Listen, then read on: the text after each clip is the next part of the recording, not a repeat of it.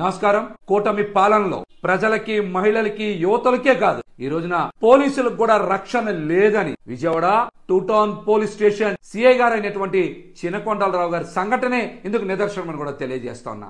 గత 3 రోజులుగా చినకొండలరావు గారు విధులకి హాజరు కాకుండా ఆయన ఫోన్ స్విచ్ ఆఫ్ చేసి జీప్ కూడా పోలీస్ స్టేషన్ దగ్గర పెట్టి వెళ్లిపోయారనేటువంటి వార్తలు పేపర్లో వస్తా ఉన్నాయి.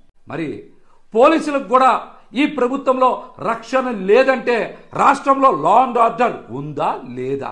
అధికారం ఉందని అధికార గర్వంతో కూటమి పార్టీ ఎమ్మెల్యేలు ఇష్టానుసారం మీరు చెప్పినట్టు నడుచుకోవాలంటే మీరు ఉన్నది భారతదేశంలో అంబేద్కర్ గారు రాసిన రాజ్యాంగం అమలు చేసే దేశంలోనే మీరు గుర్తుపెట్టుకోవాలి. అంతేగాని మీ సొంత రాజ్యాంగాలు రాసుకొని మీరు ఇష్టానుసారం చట్టాన్ని అమలు చేయమంటే ఎవ్వరు కూడా ఉపేక్షించరు, ప్రజలు కూడా మీ మీద తిరగబడతారని హెచ్చరిస్తా. ఈ రోజున 2 టౌన్ సిఐ గారు అయినటువంటి చినకొండలరావు గారు చేసిన తప్పేంటి? హైకోర్టు ఉత్తర్వులను అమలు చేసి ఉన్నతాధికారుల సూచనల మేరకు వారి గైడ్ లైన్స్ ప్రకారం ఒక SC/ST కేసు పెడితే కృష్ణా జిల్లాలో ఒక ఎమ్మెల్యే ప్రజాప్రతినిధి ఇష్టానుసారం పోలీసు అధికారిని దూషిస్తే చినకొండలరావు గారు మనస్తాపానికి గురై ఈ రోజున విధులకు హాజరు కావట్లేదు అనేది పేపర్లో పెద్ద ఎత్తున వస్తా ఉంది. ఎవరు ఉత్తర్వులు అమలు చేయాలి? ఇంకా హైకోర్టు వారి ఉత్తర్వులను పోలీస్ శాఖ అమలు చేయకూడదా? ఉన్నతాధికారుల సూచనల మేరకు కేసులు నమోదు చేయకూడదా? మీకు చెప్పినట్టు చేయాలా?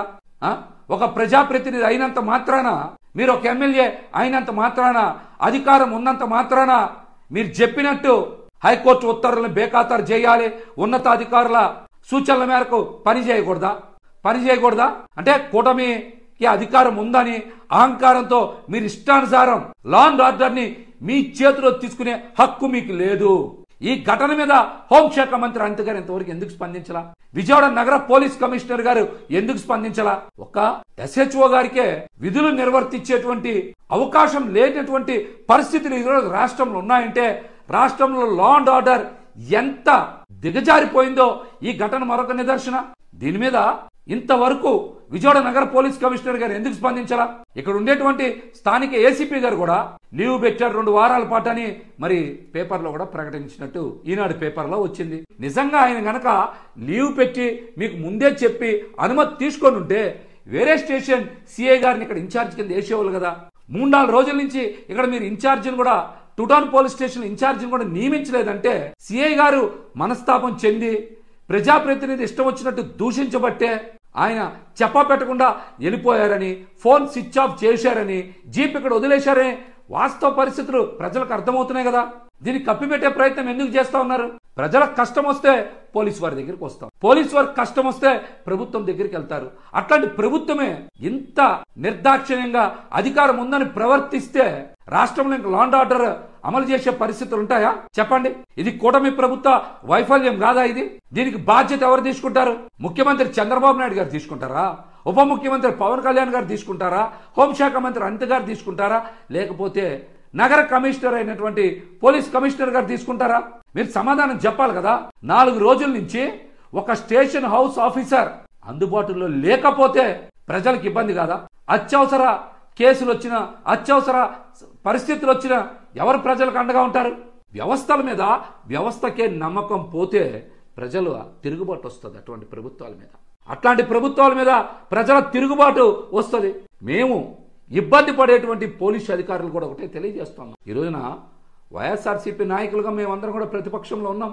మేము ఖచ్చితంగా అన్యాయం జరిగిన చోట, అవసరమైన చోట ప్రజలకి, అధికారులకి ఖచ్చితంగా అండగా నిలబడతాం.